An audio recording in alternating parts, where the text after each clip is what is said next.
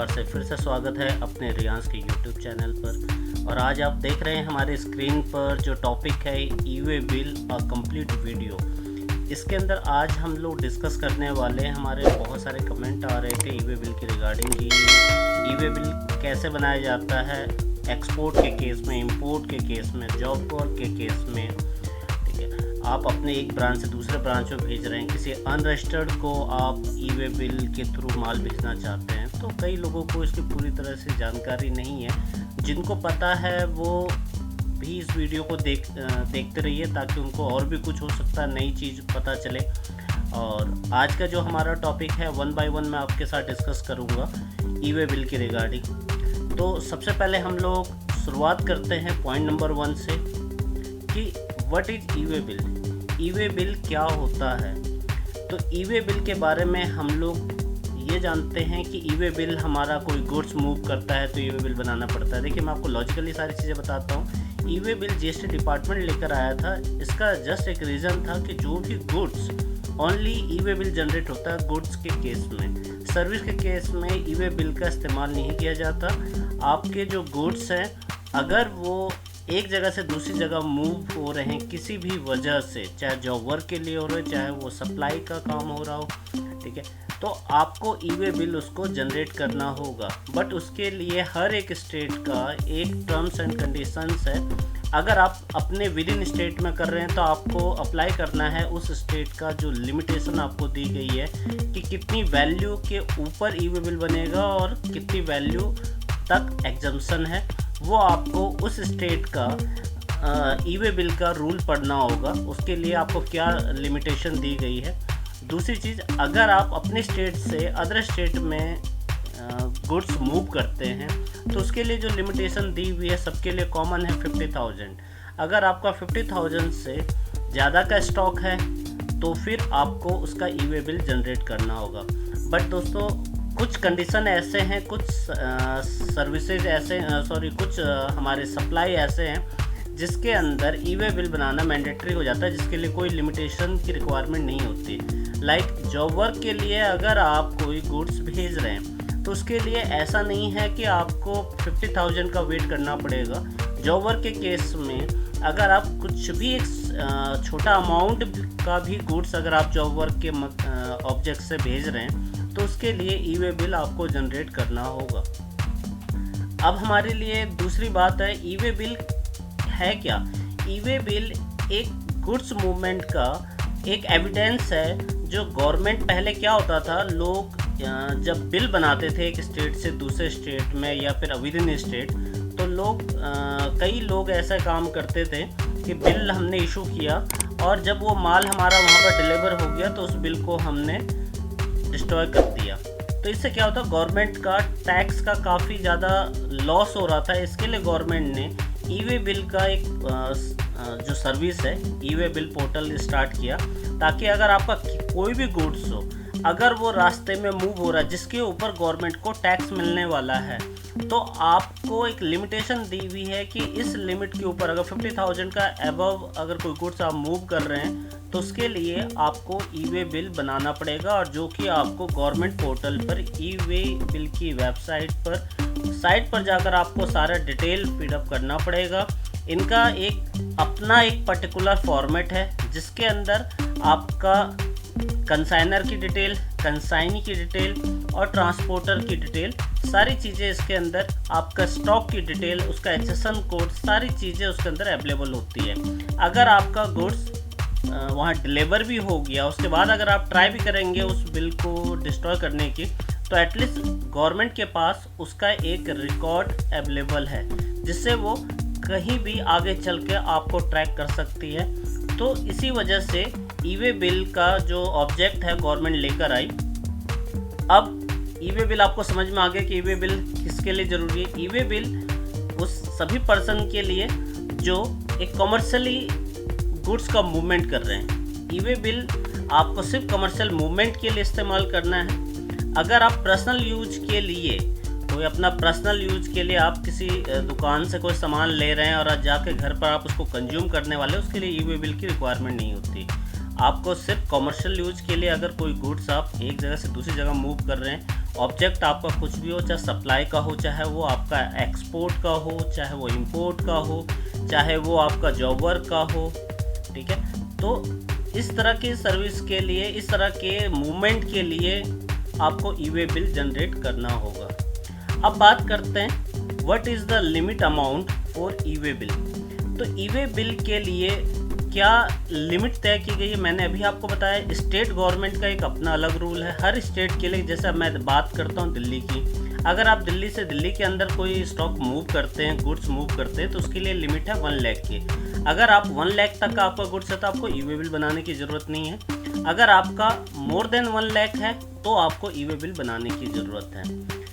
2 चीज़ें आपको क्लियर हो गई। लेकिन वही कॉमनली अगर आप अदर स्टेट में, यानी हम लोग अगर सेंट्रल सेल करते हैं, सेंट्रल सेल हम लोग किसको बोलते हैं, आउट ऑफ योर स्टेट। अगर अपने स्टेट के बाहर आप अगर कोई भी सेल करते हैं, अपने गुड्स को सप्लाई देते हैं, तो उसके लिए आपको ई वे बिल बनाना पड़ेगा जिसकी लिमिट है 50,000। और मैंने आपको बताया कंडीशन कि अगर जॉब वर्क के लिए आपका गुड्स मूव हो रहा है तो उसके लिए कोई लिमिट नहीं है, मिनिमम अमाउंट पे भी आपको ई वे बिल बनाना पड़ेगा। थर्ड पॉइंट पर हम लोग आते हैं, what is the terms for issue E way bill. अब हमारे टर्म्स क्या हैं? टर्म्स हमारे पास बहुत सारे हैं। हम लोग नॉर्मल एक सेल करते हैं, लोकल सेल जिसको हम लोग बोलते हैं, इंट्रा स्टेट सेल भी बोलते हैं, उसके केस में भी ई वे बिल बनाया जाता है। अगर आपका अमाउंट, मैं दिल्ली का एग्जांपल लेता हूँ, अगर 1 लाख से ऊपर का गुड्स है तो उसके लिए ई वे बिल हमें जनरेट करना पड़ेगा। हम लोग कोई सेंट्रल सेल करते हैं, अगर उसकी ट्रांजैक्शन, उसकी जो वैल्यू है वो मोर देन 50,000 है तो उसके लिए भी हमें ई वे बिल बनाना पड़ेगा। अब अगर हम लोग कोई एक्सपोर्ट सेल करते हैं उस केस में भी ई वे बिल बनेगा। इंपोर्ट करते हैं तो भी ई वे बिल बनेगा। हम जॉब वर्क पे गुड्स बेचते हैं उसके लिए भी ई वे बिल बनेगा। हम अपनी एक ब्रांच से दूसरे ब्रांच पर गुड्स मूव करते हैं उसके लिए भी ई वे बिल बनेगा। और हम किसी एग्जीबिशन में अपने गुड्स को बेचते हैं तो भी ई वे बिल बनकर जाएगा। और अगर आप कोई सेलर हैं या मार्केटिंग पर्सन्स हैं और अपने साथ आप कई गुड्स कैरी करके ले जा रहे हो जिनकी वैल्यू मोर देन 50,000 है और आप अपने स्टेट से दूसरे स्टेट में ले जा रहे हो, उसके लिए भी ई वे बिल बनेगा। किसी अनरजिस्टर्ड पार्टी को आप सप्लाई दे रहे हो या सेल कर रहे हो तो उसके लिए भी ई वे बिल बनेगा। तो ई वे बिल बनाने के टर्म्स बहुत सारे हैं। और कौन कौन सा ऐसा कंडीशन है जब आपको ई वे बिल नहीं बनाना, तो आप सिंपल सा कॉमन चीज़ ध्यान में रखिए। पर्सनल यूज के लिए जो ट्रांजैक्शन, कोई गुड्स अगर पर्सनल यूज के लिए आप ला रहे हैं तो उसके लिए ई वे बिल की रिक्वायरमेंट आपको नहीं है, ठीक है। पर्सनल कॉमर्शियल यूज वाली गुड्स के केस में ई वे बिल बनाया जाता है, ठीक है। अब बात करते हैं पॉइंट नंबर 4 की, what is the E way bill validity. देखिए, ई वे बिल एक क्या है, रास्ते का एक रोड परमिट है, आपके गुड्स को मूव करने का एक परमिशन है जो कि जीएसटी डिपार्टमेंट, जीएसटी के ऑफिसर्स हैं वो उसको वॉच करते हैं, ट्रैक करते हैं। रास्ते में मिल गया आपकी गाड़ी तो उसको चेक करते हैं, उसमें ई वे बिल को मैच करते हैं, देन उसको वेरीफाई करके आगे गाड़ी को मूव कर देते हैं।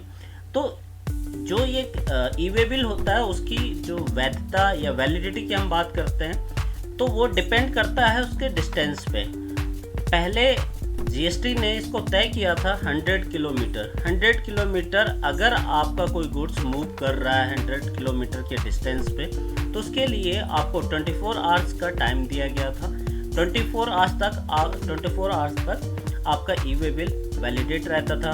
आफ्टर दैट आप उस ई वे बिल को कुछ मतलब उसकी वैलिडिटी ख़त्म हो जाती थी। यानी अगर कोई रास्ते में किसी ने उसको पकड़ लिया, आपका कोई गुड्स यहाँ से मूव कर रहा है और वो 100 किलोमीटर के दायरे में है, लेकिन वो गाड़ी आपकी जो 24 आवर्स में अपने डेस्टिनेशन तक नहीं पहुँचती है और उसके बाद किसी वजह से डिले हो जाती है और आप अपने ई वे बिल को अपडेट नहीं करते हैं और इन बिटवीन अगर किसी जीएसटी ऑफिसर ने उसको गाड़ी को पकड़ लिया और उसके डॉक्यूमेंट चेक किए, देन वो आपकी गाड़ी को सीज कर सकते हैं, आपके ऊपर पेनल्टी लगा सकते हैं। तो इस चीज़ का ध्यान रखिए कि ई वे बिल की वैलिडिटी कब तक है। जब तक वैलिडिटी है उसके अंतराल में आपकी गाड़ी या उसके डेस्टिनेशन तक पहुंच जानी चाहिए। अब उसकी वैलिडिटी क्या है, पहले 100 किलोमीटर के लिए 24 आवर्स दिए गए थे, लेकिन अभी गवर्नमेंट ने 1 जनवरी से इसके लिए नया रूल हो गया, 200 का एक दायरा बढ़ा दिया, यानी 200 किलोमीटर तक आपकी गाड़ी 24 आवर्स में पहुंचनी चाहिए। और अगले 24 मतलब अगर मेरी गाड़ी 300 किलोमीटर का डिस्टेंस है, जहां मेरा गुड्स जहां से सप्लाई हो रहा है, जो मेरे डेस्टिनेशन है उसके बीच का डिस्टेंस मान लेते हैं 300 या 400 किलोमीटर या 500 किलोमीटर है, तो आप 500 किलोमीटर के लिए जो उसकी वैधता होगी, उसकी वैलिडिटी होगी 200 के अंतराल में होगी, यानी 2 to 24 आवर्स 200 के लिए। तो यानी 2 दिन हो गए, 3 दिन का आपको टाइम मिलेगा 500 किलोमीटर के लिए। तो आप इस चीज़ को अपने माइंड में रखिए। अगर आफ्टर वैलिडिटी आपकी गाड़ी रास्ते में निकल रही है तो आपके ऊपर बहुत बड़ा रिस्क है कि अगर रास्ते में किसी जीएसटी ऑफिसर ने उसको पकड़ ली गाड़ी को, तो वो आपके ऊपर पेनल्टी बहुत अच्छी क्वांटिटी में आपके ऊपर पेनल्टी लगा सकती है।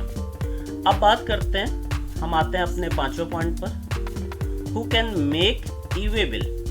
अब ई वे बिल कौन बना सकता है? ई वे बिल बनाने के लिए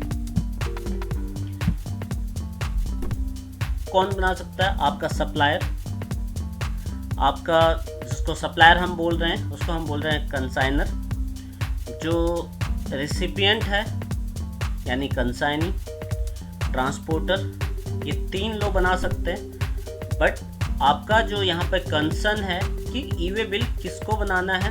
अगर मान लेते हैं आपके पास जीएसटी का नंबर नहीं है, तो क्या आप ये मानते हैं कि मैं अनरजिस्टर्ड पर्सन हूँ और मैं ई वे बिल नहीं बना सकता? तो ऐसा नहीं है। जो ई वे बिल का पोर्टल है वहाँ पर डिपार्टमेंट ने जो अनरजिस्टर्ड पार्टीज हैं उनके लिए भी रजिस्ट्रेशन का ऑप्शन फीचर्स दिया हुआ है। जो रजिस्टर्ड पार्टी है वो अपना जीएसटी नंबर उसके अंदर पुट करेंगे और जीएसटी नंबर डालने के साथ में ही उनका ई वे बिल का लॉगिन आईडी पासवर्ड जनरेट करने का फीचर्स एक्टिवेट हो जाएगा और अपना वो यूजर आईडी पासवर्ड जनरेट कर सकते हैं। लेकिन जिनके पास जीएसटी नंबर नहीं है उनके लिए भी वहाँ पर ऑप्शन है कि आप अपने ई वे बिल के पोर्टल पे जाके रजिस्ट्रेशन ऑप्शन में जाकर अपना रजिस्ट्रेशन करा सकते हैं अपने आधार कार्ड के बेस पर। अगर आपका आधार कार्ड आप अपना डालेंगे तो आपके पास OTP आएगा, देन आपको यूजर आईडी और पासवर्ड बनाने का फीचर्स आपको मिल जाएगा और उसके बाद आप ई वे बिल बना सकते हैं। यानी अगर आप अनरजिस्टर्ड बिजनेसमैन हैं तो भी आपको ई वे बिल बनाना है। ऐसा नहीं है कि अगर आप जीएसटी में रजिस्टर्ड नहीं है तो आपके ऊपर ई वे बिल का अप्लीकेबिलिटी नहीं होगी, ऐसा नहीं है। ई वे बिल आपके ऊपर भी अप्लीकेबल है। अब बात करते हैं ई वे बिल में अगर किसी तरह की गलती हो गई कि मेरे ई वे बिल में कुछ गलतियां हो गई, क्या मैं उसको ऑल्टर कर सकता हूं, एडिट कर सकता हूं? तो ये डिपेंड करता है आपकी वैलिडिटी पे। अगर आपका गुड्स मूव हो रहा है और रास्ते में कोई समस्या आ गई, या मैं कहता हूँ कई कंडीशन होती हैं कि जब आपने ई वे बिल बनाया उसमें कुछ इन्फॉर्मेशन क्लियर मिस्टेक हो गई, आप चाहते हो नहीं जी ई वे बिल पे कुछ एडिट मॉडिफिकेशन करें, तो मॉडिफिकेशन नहीं होगा, फिर आप उसको कैंसिल करके दूसरा E way bill hand to hand generate कर दीजिए। सेकेंड चीज़, आपने वहाँ से गाड़ी आपकी मूव हुई या आपकी गाड़ी आपके जहाँ से आप सप्लाई कर रहे हो और जहाँ आपका डेस्टिनेशन है वहाँ जा रहा, रास्ते में गाड़ी ख़राब हो गई और किसी वजह से गाड़ी वहाँ पर डिलीवरी नहीं दे पा रही है, तो वहाँ पर आपको कंडीशन ये है कि आपकी गाड़ी ब्रेक डाउन हो गई, तो आपको ई वे बिल की साइट पर इस चीज़ को भी अपडेट करना होगा कि गाड़ी यहाँ पर डिले है और ब्रेक डाउन है। तो इसके बावजूद जीएसटी डिपार्टमेंट आपको ये जब आप अपडेट कर दोगे तो आपकी वैलिडिटी इंक्रीज़ हो जाएगी। ये होगी तब जब आप वहाँ पर अपडेट करेंगे। गाड़ी ब्रेक डाउन हो गई, गाड़ी आपने चेंज कर दी, तो कई चीज़ें, गाड़ी में एक्सीडेंट हो गया, दूसरी गाड़ी में आपने गुड्स अपना मूव किया, तो जो भी इस ड्यूरेशन में जो आपका टाइम लगा वो आपको हैंड टू हैंड अपने ई वे बिल के पोर्टल पर अपडेट करना है। अगर आपका ई वे बिल जब तक वैलिडिटी है ये तभी तक आप उसको अपडेट कर पाएंगे, कैंसिल कर पाएंगे, लेकिन अगर जैसे इसकी वैलिडिटी ख़त्म हो गई देन आप ना तो उसको कैंसिल कर पाएंगे और ना ही आप इसको एडिट कर पाएंगे। तो इस चीज़ को हमेशा माइंड पे रखिए जब आप ई वे बिल जनरेट करते हैं।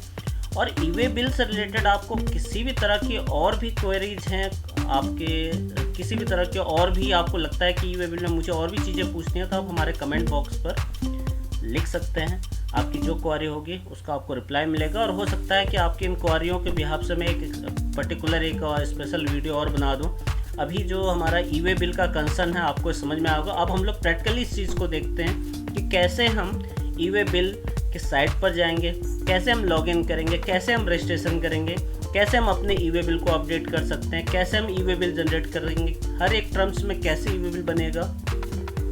ई वे बिल के लिए हम लोग सबसे पहले चलते हैं अपने गूगल पे जाते हैं। यहाँ पर मैंने ऑलरेडी अपना लॉगिन कर रखा है, मैं आपको दिखाता हूँ यहाँ से। सबसे पहले आपको क्या करना है, अपने ई वे बिल लॉगिन। जैसे आप ई वे बिल पे जाते हैं, ई वे बिल की साइट पर लॉगिन पे क्लिक करते हैं तो आपके सामने, सॉरी मेरा ये लॉगिन है, मैं इसको लॉग आउट कर देता हूँ।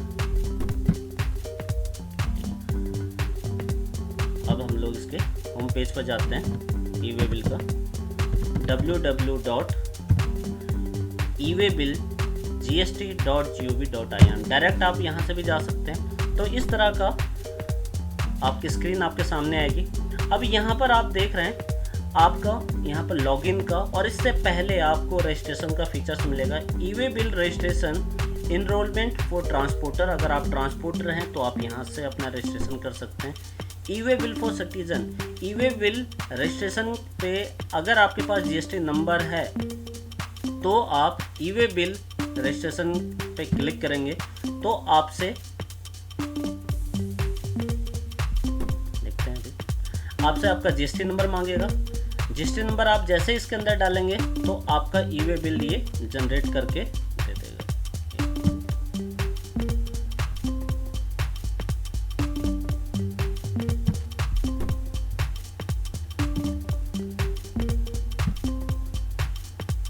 ई वे बिल में रजिस्ट्रेशन के लिए कई बार है ये कैच फाइल की वजह से फाइल ओपन नहीं होती है, तो हम लोग इसको ट्राई करते रहेंगे।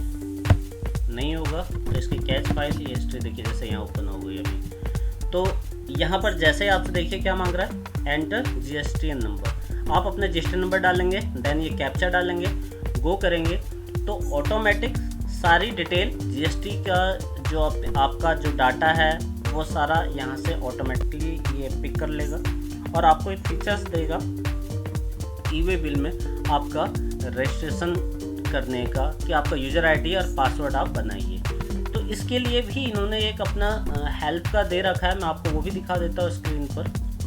वापस चलते हैं, यहाँ पर आप हेल्प पे जब जाएंगे यूज़र मैनुअल में किस तरीके से वेब सिस्टम है, यहाँ पर आप देख सकते हैं इन्होंने पूरा अच्छे से इसको गाइड कर रखा है कि कैसे आप अपना रजिस्ट्रेशन करेंगे as a registered person, as a unregistered person. तो सारे कंडीशन में हम लोग नीचे नीचे स्क्रीन करते हैं।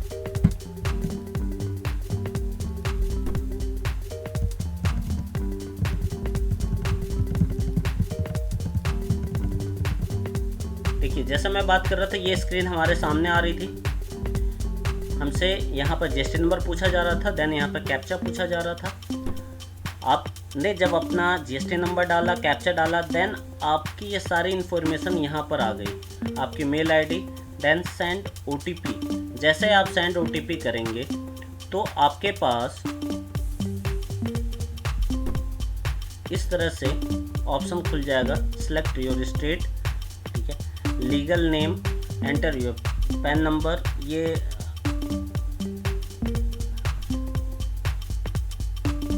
सारी डिटेल्स आपकी ऑटोमेटिक ये जीएसटी से पिक कर लेगा, आपको इसको भरने की ज़रूरत नहीं है। देन आपका ये सिंपल सा, अगर आपका जीएसटी नंबर है आप डालेंगे जीएसटी नंबर तो ऑटोमेटिक आपसे यूज़र आईडी और पासवर्ड पूछेगा, और इस तरीके से आपका जीएसटी का ई वे बिल का यूज़र आईडी और पासवर्ड जनरेट हो जाएगा। और जो आपके पास ई वे बिल का यूज़र आईडी पासवर्ड होगा उसी के बिहाफ से आप अपना लॉगिन कर पाएंगे। अब इसी तरह अगर हम लोग बात करते हैं, सर अगर मैं अनरजिस्टर्ड पर्सन हूँ, मेरे पास जीएसटी नहीं है, देन आपके लिए फीचर्स है ये ई वे बिल फॉर सिटीजन्स। आप जैसे इस पर क्लिक करेंगे तो देखिए generate new way bill direct आप यहाँ से कर सकते हैं, और यहाँ पर आपका ओटीपी आपका आधार कार्ड पे जो मैसेज है उसके थ्रू आएगा। आप ई वे बिल पोर्टल को डायरेक्ट यहाँ से update, generate new E way bill, update vehicle for generated E way bill, print E way bill, cancel E way bill, सारे फीचर्स आपको यहाँ पर है। हम लोग जनरेट न्यू ई वे बिल पे जाते हैं। देन यहाँ पर एप्लीकेशन सेलेक्ट योर स्टेट, आप अपना स्टेट डालिए।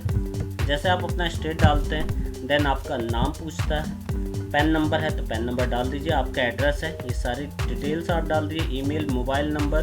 देन आप सेंड OTP, मोबाइल नंबर डालेंगे, सेंड OTP करेंगे, जो OTP है आपका उसको वेरीफाई करेंगे और इस तरीके से ये ई वे बिल का फॉर्मेट ओपन हो जाएगा। तो ये दोनों तरीके से जो ई वे बिल बनेगा, यानी आप विदाउट GST नंबर के थ्रू भी ई वे बिल बना सकते हैं। ठीक है, अब हमने ई वे बिल पे जब आप लॉगिन कर लेते हैं तो लॉगिन करने के बाद आपका जो ये फेस है इस तरह से ओपन होगा।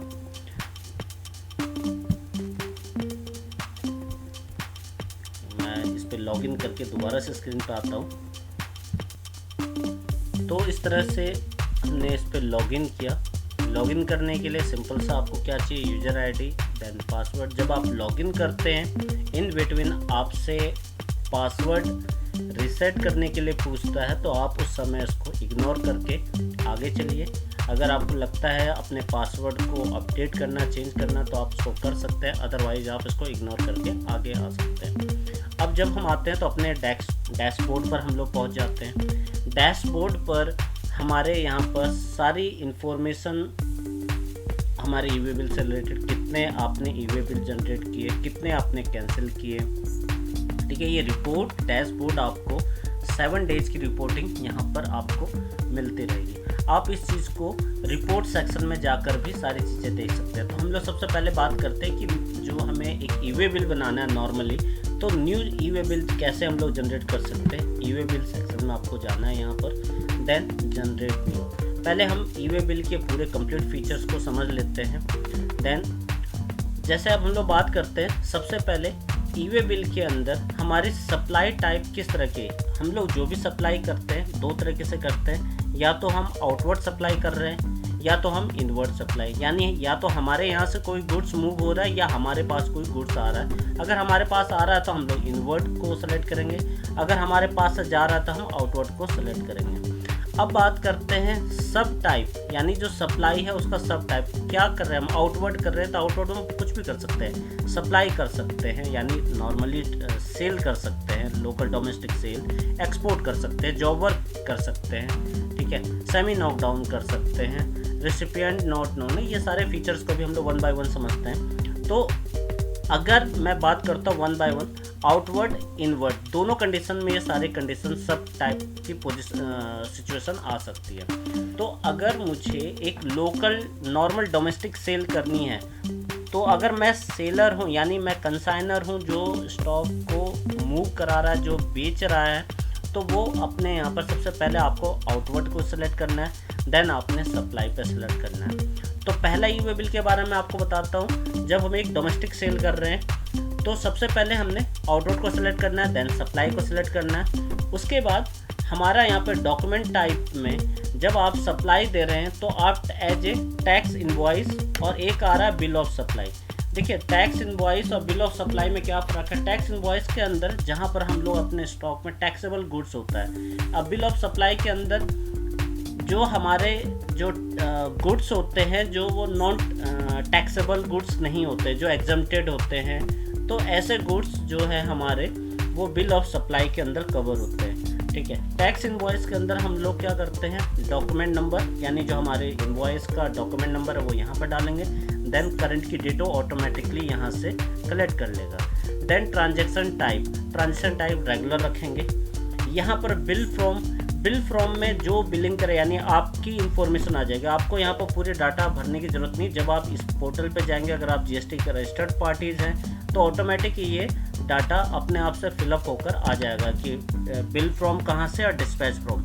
अगर मान लेते हैं आपका रजिस्टर्ड एड्रेस उसी स्टेट के अंदर किसी और अलग लोकेशन पे है, आपका जो गोडाउन है किसी अलग लोकेशन में, तो आपको जो बिल फ्रॉम में अपना रजिस्टर नंबर डालेंगे, आपका नाम आ जाएगा। देन डिस्पैच फ्रॉम में वो लोकेशन डालनी है जहाँ से आपका गुड्स मूव हो रहा है, और उसी लोकेशन का पिन कोड भी आपको डालना है। लेकिन इसको करने से पहले आपको ध्यान रखिएगा, आपका अगर कोई गोडाउन है, वेयर हाउस है, तो आपको जीएसटी में पहले उसको अपडेट करना होगा कि आपका रजिस्टर्ड एड्रेस ये है और आपका गोडाउन एड्रेस है, तभी जाकर आप इस चीज़ को कर पाएंगे। अगर आप इसको ऐसा करते हैं और जीएसटी में अपडेट नहीं करते हैं तो कल को आपको प्रॉब्लम हो सकती है।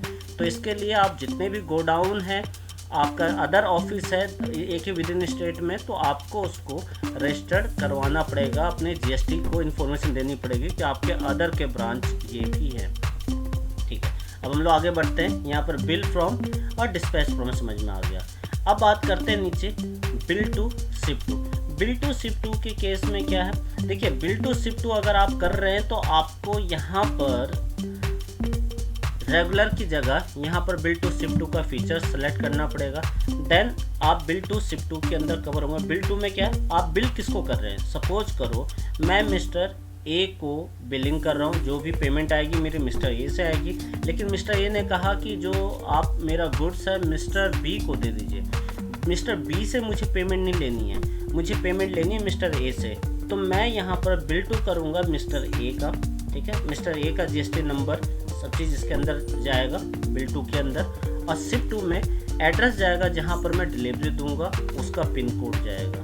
ठीक है, ये सारी चीज़ें उसकी जाएगी। शिप टू में जहाँ पर आप डिलीवरी दे रहे हो उसका एड्रेस, आप बेशक आप मिस्टर बी को दे रहे हैं तो आप यहाँ पर लिखिए मिस्टर बी, और एड्रेस जो है मिस्टर बी का यहाँ पर आप डाल दीजिए, अदर स्टेट जो भी है आपका दिल्ली।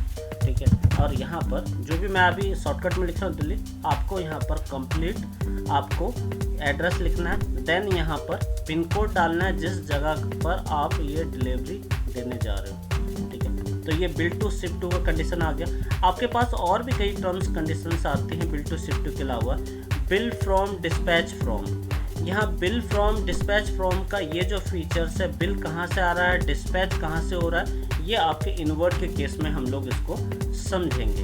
अब हम लोग बात करते हैं आइटम डिटेल। ये सारी डिटेल हमने डाल दी। आइटम डिटेल में आपका प्रोडक्ट का नेम, डिस्क्रिप्शन डालना ज़रूरी नहीं है, मैंडेटरी नहीं है। जहाँ पर ये रेड मार्क्स हैं ये मैंडेटरी फील्ड है, यहाँ पर आपको उनको इनका डाटा आपको भरना पड़ेगा, तभी जाके आपका ये ई वे बिल जनरेट हो पाएगा। तो प्रोडक्ट का नेम डालिए, देन अगर आपके पास डिस्क्रिप्शन है तो डाल दीजिए, नहीं तो आप इसको इग्नोर कीजिए। HSN कोड का यूज कीजिए, HSN कोड प्रॉपर 6 डिजिट का इस्तेमाल कीजिए। देन उसकी क्वांटिटी आप कुछ भी यहाँ पर मान लेते हैं, कुछ भी आप डाल रहे हैं यहाँ पर। अब यूनिट में आप देखेंगे यहाँ पर यूनिक क्वांटिटी कोड, ये आपको इनके जीएसटी के अकॉर्डिंग चलना पड़ेगा। सपोज करो केजी है, आप 23 केजी मैं मान लेता हूँ, तो आप केजी लिखकर इसको आगे बढ़ेंगे तो ये एक्सेप्ट नहीं करेगा, इनवैलिड यूकेसी बताएगा। उसके लिए आपको क्या करना है, यहाँ पर देखिए प्रॉपर पढ़िए कि केजी के लिए यहाँ पर जो इनका यूकेसी कोड क्या है, नहीं तो आप गूगल पर डाल लीजिए। तो इसका यूकेसी कोड KGS, तो इस तरह से ये एक्सेप्ट कर लेगा। जब तक आप इसके अकॉर्डिंग नहीं चलोगे ये एक्सेप्ट नहीं करेगा। अगर आपको इस तरह की कोई प्रॉब्लम्स आ रही है यूकेसी कोड, यूनिक क्वांटिटी कोड जानने के लिए, तो आप गूगल पे डालिए unique quantity code for GST, तो आपको ऑटोमेटिक केजी यूनिट हर चीज़ आ जाएगी यहाँ पर। देन आप टैक्सेबल वैल्यू, यहाँ पर आपको वो वैल्यू डालनी है जिसके ऊपर आप टैक्स लगा रहे हो, यानी आपका जो गुड्स की वैल्यू वो टैक्सेबल गुड्स जिसके ऊपर टैक्स चार्ज किया जाने वाला है। अब चूँकि हम लोग लोकल में विद इन स्टेट काम कर रहे हैं, तो हमारे पास ये अदर स्टेट के लिए हम लोग काम कर रहे हैं यहाँ पर, तो हमारे पास फीचर CGST का SGST का ये फीचर बंद है, क्योंकि अभी हमने यहाँ पर इंफॉर्मेशन डाली नहीं है। तो आप मान लेते हैं अगर विद इन स्टेट का होता, दिल्ली टू दिल्ली अगर आप शिफ्ट करते, तो आपको यहाँ पर CGST SGST यहाँ पर ये सेलेक्ट करना होता। अगर आपका गुड्स 5% के दायरे में आता तो 5%, 12% तो 12, 18 तो 18। अगर आपका यही गुड्स आपका 28% है तो आपको यहाँ पर, चूँकि अभी ये स्टेट इसको हमने बताया नहीं है कि दिल्ली के अंदर है, अगर मैं इसको दिल्ली का स्टेट बता देता हूँ, देखिए अब मैंने इसको बता दिया।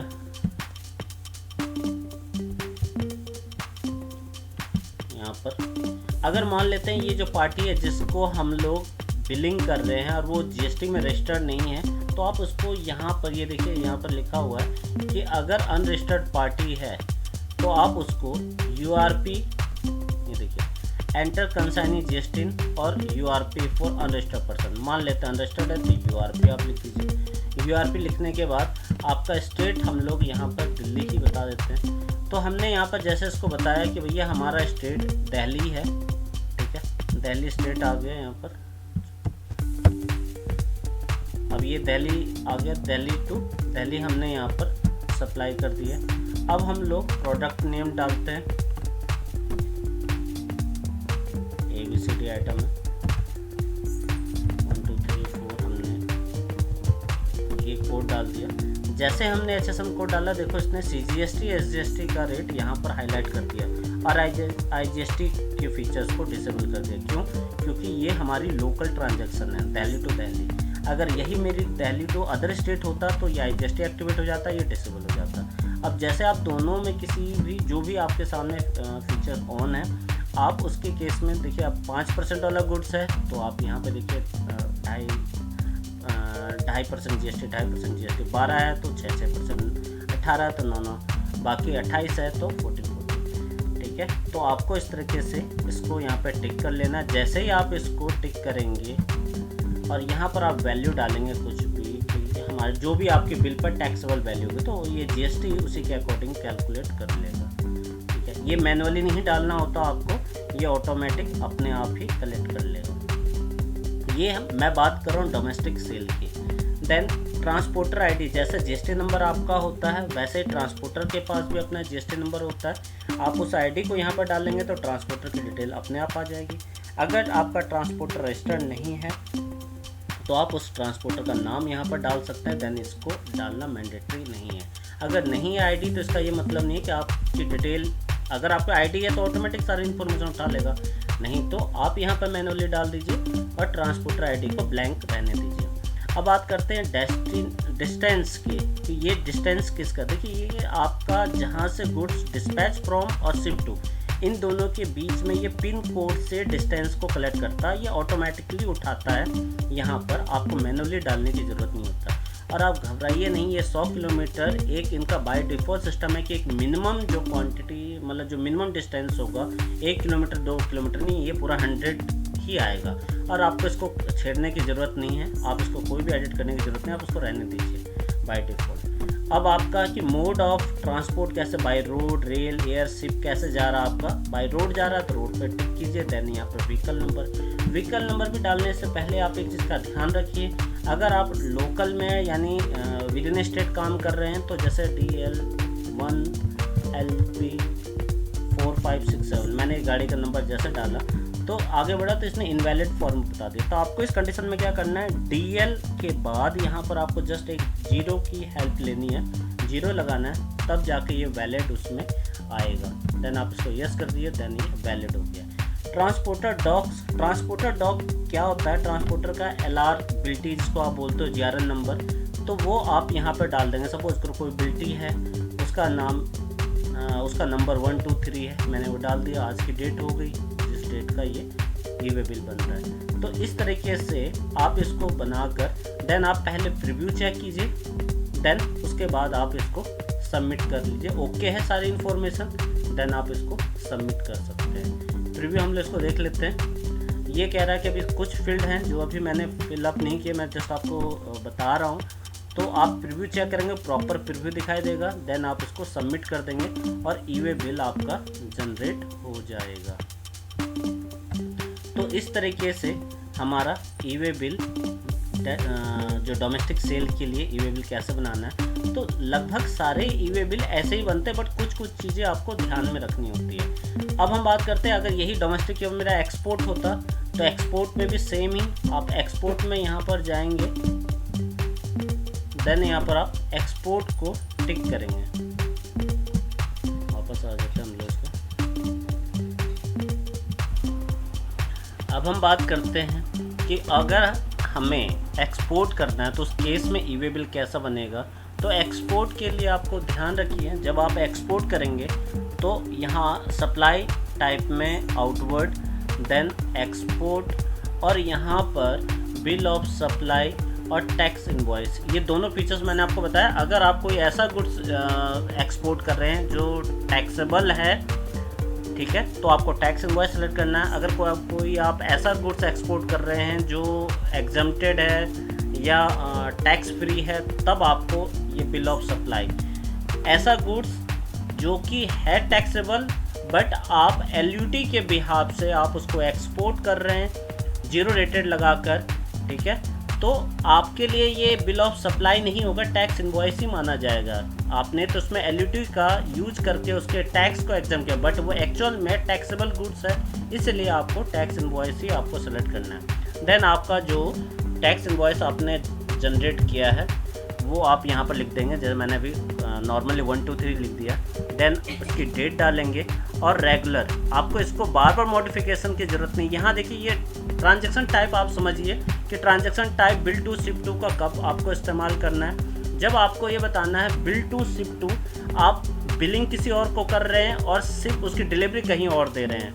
बिल, जैसे मैंने आपको पार्टी का एग्जांपल दिया, ए पार्टी आपसे गुड्स खरीद रही है और वो साथ में आपको कहती है कि डिलीवरी आपको मिस्टर बी के यहाँ देना है, तो वहाँ पर बिल टू शिप टू का आपको इस्तेमाल करना है। आप इसके अंदर कई ऐसे कंडीशन में इस्तेमाल कर, कॉम्बिनेशन 2 और 3, यानी आपने एक से लिया, मिस्टर ए से लिया, मिस्टर बी को दिया, मिस्टर बी ने आगे मिस्टर सी को दिया, तो यहाँ पर 3-4 पार्टियाँ इन्वॉल्व हो गई, यानी मिस्टर ए से मिस्टर बी से मिस्टर सी से मिस्टर डी।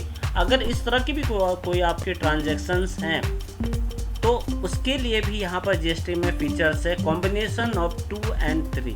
आप 2 और 3 पे जैसे ही यहाँ पर क्लिक करेंगे तो आप नीचे देखेंगे ये सारी इन्फॉर्मेशन आपको पूरी कंप्लीट इन्फॉर्मेशन मिल जाएगी। हम इसको स्टार्टिंग में जाते हैं, यहाँ पर वापस जाते हैं अपने होम पेज पे। आपको ई-वे बिल पे जाना है, जनरेट न्यू करना है।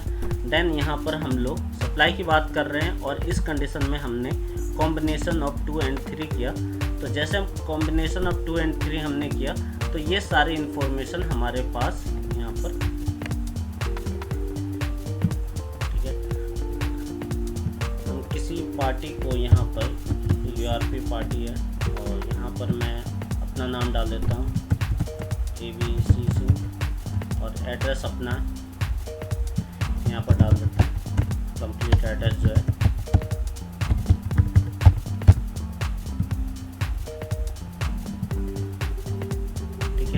बिल ऑफ इंफॉर्मेशन हम लोग पूरा डाल देते हैं 1 2 3। ये सारी इंफॉर्मेशन हमने यहाँ पर प्रॉपर यहाँ पर डाल दी। अब इस तरीके से आपके सारे इंफॉर्मेशन, ये क्यों नहीं ले रहे हैं इसमें,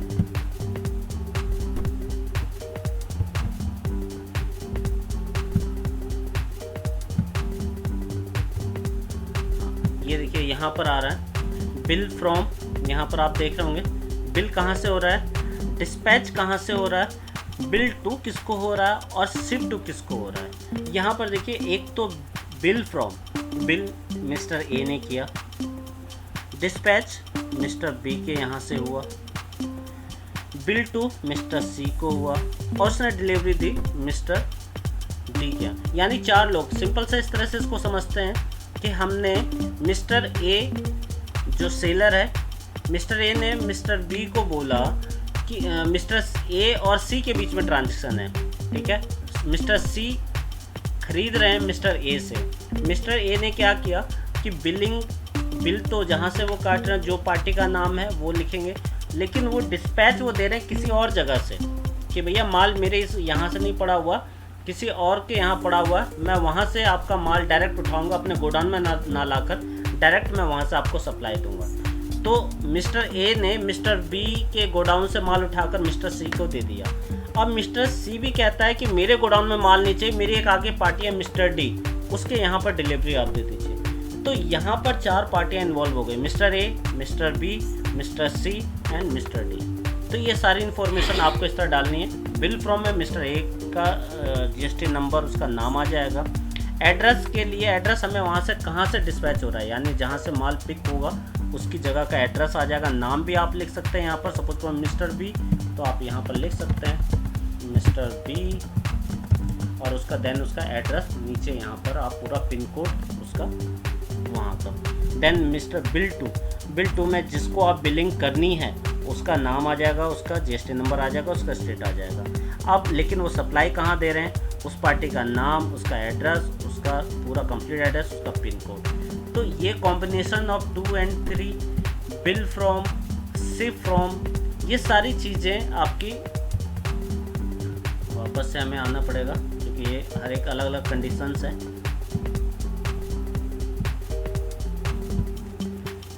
तो ई वे बिल आपके, अब आपको समझ में ई वे बिल के कंडीशंस क्या है। आपकी ऐसी सिचुएशन आती है कि जहाँ पर आपको बिल टू शिप टू करना है, या आपको लगता नहीं सर मेरा तो सिंपल है, मुझे पार्टी को देना है, पार्टी अपने गोडाउन में आगे किसी को दे, मुझे उसको कोई लेना, तो आपको सिंपल सा रेगुलर में जाना है।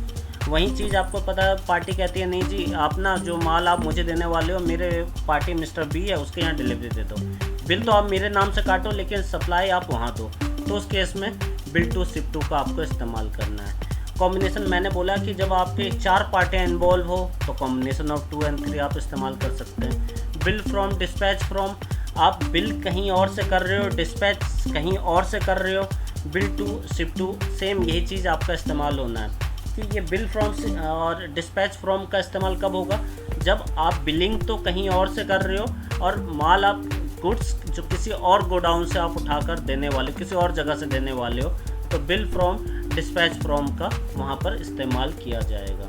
ठीक है, ये सेम चीज़ आपको समझने की ज़रूरत है। यही अब हम लोग आगे बात करते हैं एक्सपोर्ट के केस में। एक्सपोर्ट के केस में आपको सिंपल सा आउटवर्ड को सिलेक्ट करना है, देन एक्सपोर्ट। अब यहाँ पर बिल ऑफ सप्लाई या टैक्स इनवॉइस, अभी मैंने आपको बताया उसके अकॉर्डिंग आप सेलेक्ट कीजिएगा, आपका टैक्स इनवॉइस बनता हो या बिल ऑफ सप्लाई बनता है। आप उसका डॉक्यूमेंट नंबर यहाँ पर आप डालिए, देन डेट। और यहाँ पर अगर आपका सिंपल है कि मेरा तो डायरेक्ट सप्लाई है, जो कोई बीच में मीडिएटर नहीं है, या मेरा डायरेक्ट मेरे गोडाउन से जा रहा है, एक ही जगह से जा रहा है जहाँ से बिलिंग हो रही है, तो रेगुलर।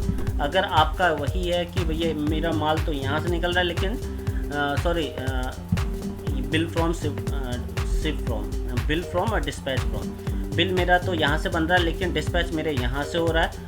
अब आगे जहाँ मेरी सप्लाई हो रही है, एक्सपोर्ट हो रहा है। अब एक्सपोर्ट के लिए अगर हमारी कंट्री के बाहर क्या सेगमेंट चलता है टैक्सेशन का, हमें उससे कोई लेना देना नहीं है। जो टैक्सेशन का, जीएसटी का है, ये हमारे टेरिटरी तक ही ये वैलिड है। तो अगर हमारे टेरिटरी के बाहर जा रहा है तो उसकी इन्फॉर्मेशन भी हमें देने की ज़रूरत नहीं है। तो हमारे लिए वो पार्टी जो अदर कंट्रीज़ का है वो अनरजिस्टर्ड पार्टी हो गई। आप उसका नाम यहाँ पर लिख दीजिए, बेशक ABC कंपनी हमने लिख दिया एग्जांपल के लिए। देन आप उसका एड्रेस, अब यहाँ पर एड्रेस 2 चीज़ें होगी। आप अगर मान लेते हैं आपकी पार्टी यूए की है या फिर चाइना की है, XYZ किसी भी कंट्री के, आप यहाँ पर उसके एड्रेस डालने की आपको ज़रूरत नहीं है। आपको यहाँ पर एड्रेस वो डालना है आपके कस्टम का, जहाँ से वो गुड्स मूव करेगा, फाइनल डेस्टिनेशन जहाँ आपकी शिपिंग, अगर आप एक्सपोर्ट कर रहे हैं तो आपका शिपिंग बिल जहाँ से जनरेट होगा, तो आप वहाँ का एड्रेस, वहाँ का पिन कोड डालेंगे, ताकि जो डेस्टिनेशन है आपके गोडाउन, यानी आप जहाँ से आप डिस्पैच कर रहे हैं और जहाँ पर ये आपका माल पहुँचेगा, वहीं तक का आपको पिन कोड डालना है। अगर वही चीज़ दुबई जा रहा है तो दुबई का डिस्टेंस थोड़ी आप यहाँ पे कलेक्ट करेंगे। तो कई लोग इसमें क्या करते हैं, अनरजिस्टर्ड पार्टी के केस में जब आपसे पिन कोड मांगा जाता है तो हम लोग 6 टाइम 9 का इस्तेमाल कर देते हैं। जब हम 6 टाइम 9 का इस्तेमाल करते हैं तो वो as a unregistered party other territory आप देखो दिखाई दे रहा होगा। तो लेकिन हमें यहाँ पर ये नहीं करना है। आपको जहाँ से आपके शिपिंग बिल जनरेट होगा, यानी आपका शिपिंग जैसे आप अपना एक्सपोर्ट कर रहे हैं, तो जिस पोर्ट से, अगर मुंबई से, मुंद्रा से, कहीं से हो रहा है, तो आप वहाँ का यहाँ पर एड्रेस डालिए उस पोर्ट का और उसकी डेस्टिनेशन, उसका पिन कोड डालिए, तो ऑटोमेटिक ये डिस्टेंस, करेक्ट डिस्टेंस उठा लेगा और इस तरीके से आपका ये पूरा डाटा फिलअप हो जाएगा। देन आइटम डिटेल में आप अपना सेम वही चीज़ है, सिनेरियो सभी के साथ काम करेगा। प्रोडक्ट का नाम डालिए, ठीक है, आप HSN कोड डालिए, देन क्वांटिटी UKC, आप यूनिट क्वांटिटी कोड प्रॉपर डालिए। टैक्सेबल वैल्यू वो जिसके ऊपर टैक्स लगना है। अगर आपने LUT के थ्रू आप एक्सपोर्ट कर रहे हैं, सपोज करो मेरा गुड्स है ये, कई आप लोग एक्सपोर्ट करते हैं, आपका जो इनवॉइस होता है डॉलर में, पाउंड में होता है, तो आप उसको एक्सचेंज रेट का, टुडेज़ का एक्सचेंज रेट लीजिए कि आज की डेट में एक्सचेंज रेट क्या है, और उस एक्सचेंज रेट को यानी आप वो कहाँ से ले सकते हैं, CBSE central board of indirect taxation से, CBSE की साइड से आप इनडायरेक्ट एंड कस्टम डिपार्टमेंट से आप ले सकते हैं इसको। तो CBSE की साइड में डिफरेंट एक्सचेंज रेट का आपको पता चल जाएगा। जो रेट होगा उससे आप अपने जो आपकी वैल्यू है फॉरेन करेंसी में, उसको आप मल्टीप्लाई कीजिए, देन आपका INR में आ जाएगा। तो यहाँ पर जो भी वैल्यू जाएगी वो INR में जाएगी। तो यहाँ पर टैक्सेबल वैल्यू जो आएगी वो यहाँ पर आएगी, ठीक है। जो भी अमाउंट है आपका टोटल अमाउंट यहाँ पर ये चार्ज होगा। देन उसके ऊपर अगर आपका LUT के थ्रू कर रहे हो तो फिर ये हमारा सीधा आ जाएगा यहाँ पर 0% पे। 0% पे इसका HSM कोड हमने नहीं डाला, तो जैसे HSM कोड डालेंगे तो 0% आप सेलेक्ट कर लेंगे, ठीक है। अगर आपका LUT के थ्रू नहीं और आप टैक्स लगा कर एक्सपोर्ट कर रहे हैं, जो कि आप बाद में रिफ़ंड क्लेम करेंगे RFD 11 से, तो उस केस के लिए आपको क्या करना है, आपको IGST के लिए आपको यहाँ पर जितने का आपका प्रोडक्ट का ऊपर रेट अप्लीकेबल होगा, चाहे 28% हो, चाहे 12% हो, चाहे 18%, आपको सेलेक्ट करना है। जैसे आप सेलेक्ट करेंगे तो ऑटोमेटिक ही वो, हम लोग यहाँ पर एक डमी HSM कोड डाल देते हैं।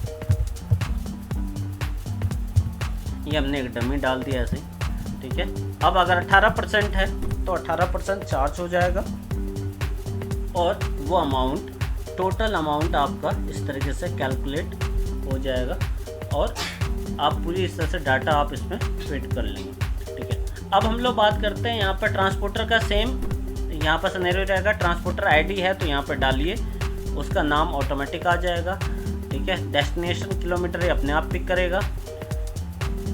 रूट आपका, क्योंकि आप जो गुड्स मूव कर रहे हैं यहाँ से अपने कस्टम डिपार्टमेंट तक का, तो आपका रोड का हो गया बाय रोड, ठीक है। तो आप रोड का इसमें डाल दीजिए। बाय रेल जा रहा है तो रेल का डालिए। देन व्हीकल नंबर आप यहाँ पे डालिए। व्हीकल नंबर का कंडीशन मैंने आपको बताया, अगर by the way invalid vehicle number बता रहा है तो आप वहाँ पर 0 का इस्तेमाल कीजिएगा। ट्रांसपोर्टर डॉक्यूमेंट बिल्टिन नंबर आप डालेंगे, देन इसका प्रीव्यू चेक करेंगे और उसके बाद आप इसको सबमिट कर देंगे। तो ये क्राइटेरिया है एक्सपोर्ट के केस में, ठीक है। अब हम लोग बात करते हैं इसके अलावा जॉब वर्क के लिए जाना होता है तो किस तरीके से ई-वे बिल बनता है। तो अभी जो हमारा ये ई-वे बिल वाला सेक्शन है, तो इसको हम लोग ये 1 बाय 1 पूरे इसके टॉपिक्स को लेकर हम लोग बढ़ेंगे। जैसा अभी मैंने 2 टॉपिक को अभी आपके साथ शेयर किया कि normal domestic sale, export sale. इसी तरह अभी आगे की जो इसके पूरी सीरीज़ मैं इसको बनाने वाला हूँ कि जॉब वर्क के केस में ये सेमी नॉकडाउन क्या होता है, रिसिपिएंट नॉट नाउन क्या होता है, फॉर ऑन यूज क्या होता है, एग्जीबिशन ऑफ फेयर्स क्या होता है, लाइन सेल्स क्या है, अदर का क्या यूज है, इनवर्ट का क्या कंडीशन है। तो ये सारी नॉलेज आपको यहाँ पर मिलेगी। इसके अलावा यहाँ पर ई-वे बिल के अंदर हम किस तरीके से मॉडिफिकेशन करते हैं, कैसे हम लोग डायरेक्टली अपने सिस्टम से बल्क में, अगर हमें जैसे ट्रांसपोर्टर है बल्क में ई-वे बिल बनाने की ज़रूरत पड़ जाती है, 10, 20, 50 ई-वे बिल वन टाइम में बनाना है, तो आप जनरेट बल्क का इस्तेमाल कर सकते हैं। आप अपने टैली से, बिजी से डायरेक्टली एक्सपोर्ट करके जेसॉस फाइल एक्सपोर्ट करके डायरेक्टली भी ई-वे बिल बना सकते हैं। आप अपने व्हीकल का कोई ब्रेकडाउन हो गया, एक्सीडेंट हो गया, आपको गाड़ी अपडेट करनी है, कैसे आप अपडेट कर सकते हैं। अपडेट मल्टीपल व्हीकल आप कैसे अपडेट कर सकते हैं, ठीक है। डेट को आप एक्सटेंड करवाना चाहते हैं, डिले हो गया किसी वजह से, तो एक्सटेंड कैसे करना है, क्योंकि अगर आप एक्सटेंड नहीं करेंगे तो आपका ई-वे बिल की वैलिडिटी ख़त्म हो जाएगी। तो अपडेट ई-वे बिल ट्रांसपोर्टर, ये सारी चीज़ें आप अपने ई-वे बिल को कैसे कैंसिल करें, उसका प्रिंट आउट कैसे निकालें, ठीक है। आप इसमें अपने स्टॉक को कैसे ऐड करें, अपने पार्टी को कैसे ऐड करें, रिपोर्ट्स देखनी है तो कैसे दे सकते हैं, मास्टर में आप अपने स्टॉक को क्रिएट कर सकते हो, आप अपने सब यूज़र आईडी पासवर्ड कैसे जनरेट कर सकते हो। तो ये सारी चीज़ें, बहुत सारी चीज़ें आपको कंप्लीट मेरी सीरीज़ में देखने को मिलेगा। और अगर आपको इस वीडियो में और भी आपको कोई इन्फॉर्मेशन चाहिए तो आप कमेंट बॉक्स में लिखिए, इससे अब मेरे और भी जो वीडियो बनाने का जो मेरा कंसर्न है वो और क्लियर होगा कि मुझे और क्या क्या आपके डाउट्स क्लियर करने हैं। तो इस पूरी सीरीज़ में मैं आपको कम्प्लीटली ई-वे बिल के बारे में एक एक चीज़ बताऊंगा, ताकि आपको किसी तरह की भी परेशानी ई-वे बिल से रिलेटेड ना हो। ठीक है। तो अगर आपको मेरी ये वीडियो, मेरी जानकारी आपके यूजफुल लगी हो तो प्लीज़ मेरे चैनल को सब्सक्राइब ज़रूर कीजिए, ताकि आप सब्सक्राइब करेंगे तभी आपको नई जो इसके आगे की सीरीज़ है वो आपको अपडेट मिल पाएगी। और इस तरह की बहुत सारी हमारे इस चैनल पर आपको बहुत सारी वीडियो मिलेंगी, आपके इनकम टैक्स से रिलेटेड, आपके TDS से रिलेटेड, आपके मैनेजमेंट की कोई रिपोर्टिंग आप तैयार करते हैं एक्सेल से, वो भी आपको मिलेगा। अकाउंटिंग सॉफ्टवेयर में चाहे बिजी हो, चाहे आपका टैली हो, ERP हो, आपका टैली प्राइम हो, सारी वीडियो आपको यहाँ पर लेटेस्ट अपडेटेड नॉलेज के साथ मिलेगी। तो आप मेरे चैनल को लाइक कीजिए, शेयर कीजिए और ज़्यादा से ज़्यादा कोशिश कीजिए सब्सक्राइब कराने की। तो thank you for watching my video. Next video के लिए जो पार्ट 2 आएगा जल्दी मैं लेकर आऊँगा, और उसमें मैं आगे की डिटेल 1 बाय 1 हर एक टॉपिक को हम लोग डिस्कस करेंगे। तब तक के लिए गुड नाइट, टेक केयर।